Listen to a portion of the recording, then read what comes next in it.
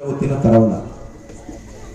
आपले लोक झोपलेले नाही, जागे तुमचे प्रश्नांची जाणीव ठेवतात, लढतात, तुमच्या खांद्याला खांदा देऊन काम करतात. असे सगळे लढवय्ये, जागरूक, चांगल्या छबीचे, बेदाग लोक, स्वच्छ चारित्र्याचे आणि स्वच्छ प्रतिमेचे लोक आपण या ठिकाणी दिलेले आहेत आणि ते तुमच्यासाठी लढतात. तर मला सांगायचा मुद्दा हा आहे की जर पाणी 15 दिवस 20 दिवस मिळत नसेल, कचरा उचलला जात नसेल, इथं आजही अर्ध अंबड, तुम्हाला जबाबदारीने सांगतो, अर्ध अंबड हे ग्रामीण भागावरून जामखेड फिडरवरून कनेक्ट केलेलं आहे. कोणत्या फिडरवरून? जामखेड शहरावरून. आणि तुम्हाला माहिती आहे, ग्रामीण भागावरून जर विजेचं कनेक्शन असेल तर सारखी वीज जाते येते, जाते येते. बिजली, पाणी, सडक सगळे प्रश्न आहेत.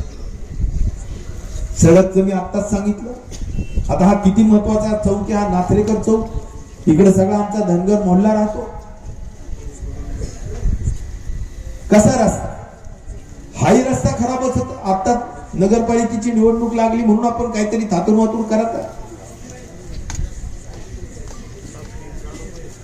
सांगायचा मुद्दा असा आहे की सगळ्या विकास कामांमध्ये आज प्रॉब्लेम आहे.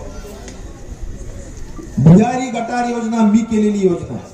या शहरात संपूर्ण पाणी, हे शहर डास मुक्त शहर व्हावं, मच्छर मुक्त शहर होना चाहिए. या हेतूनं घरातलं सांडपाणी, आंघोळीचं पाणी, शौचालयाचं पाणी, सगळं पाणी आपण या भुयारी गटार योजनेत टाकून ते पाणी बाहेर घेऊन जायचं, त्याला प्रक्रिया करायची. त्याला सिवेज ट्रीटमेंट प्लांट म्हणतात, मलनिस्सारण केंद्र प्लांट म्हणतात त्याला.